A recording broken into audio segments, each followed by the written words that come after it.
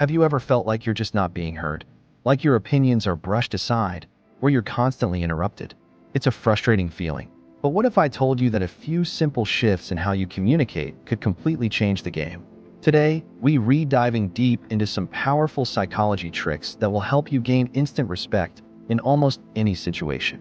These aren't about manipulation. They're about understanding human behavior to present yourself with confidence and authority. First up, let's talk about a common habit that secretly signals a lack of confidence: over-explaining. When you feel the need to justify every decision or action with a long-winded story, it can come across as if you're seeking approval or that you're unsure of yourself. For example, instead of saying, "I can't make it to the meeting because I have a doctor's appointment I scheduled weeks ago, and it's really important for this thing I've been dealing with, and I tried to move it, but they were fully booked," just say, "Unfortunately, I have a prior commitment and won't be able to attend." It's concise, confident, and it doesn't invite unnecessary questioning.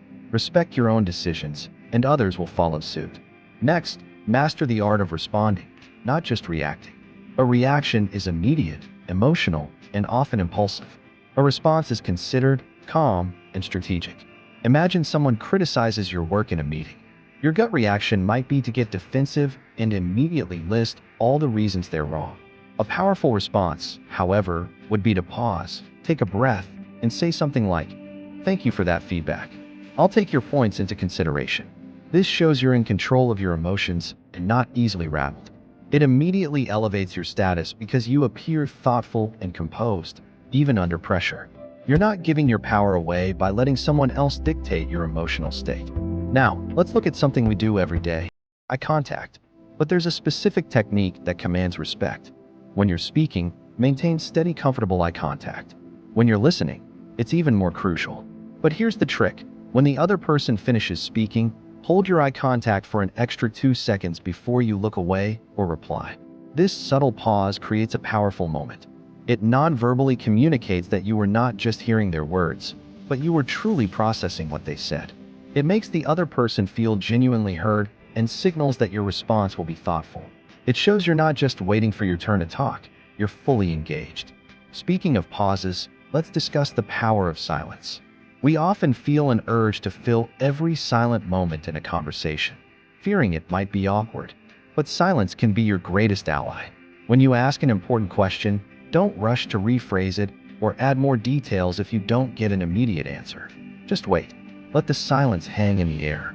This puts pressure on the other person to respond and gives your question the weight it deserves. Similarly, if someone makes an unfair or provocative statement, simply staying silent and looking at them can be more powerful than any verbal comeback. It forces them to sit with their own words and often leads to them backpedaling or explaining themselves. You control the pace and show you're not intimidated. This brings us to one of the most important aspects of earning respect: setting and enforcing boundaries. Respect isn't given. It's earned by showing people how you expect to be treated. This means learning to say no without guilt. For instance, if a colleague constantly asks you to help with their work last minute, causing you to stay late, it's time to set a boundary.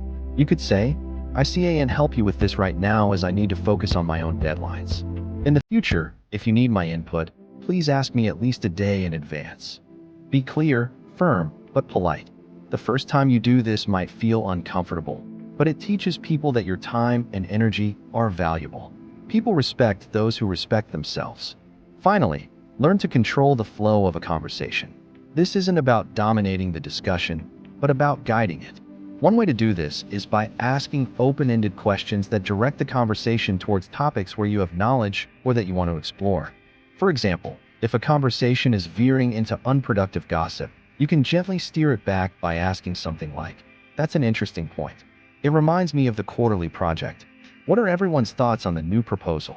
You become the facilitator, the person who adds value and keeps things on track. This positions you as a leader, someone who thinks strategically about communication. By consciously practicing these techniques, stopping the over-explaining, responding instead of reacting, using strategic eye contact and silence, setting firm boundaries, and guiding conversations, you will notice a dramatic shift in how people interact with you. You'll command more presence, your words will carry more weight, and you'll earn the respect you deserve.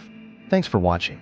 If you found these tips helpful, Make sure to hit that like button and subscribe for more content on mastering your personal and professional life. See you in the next video.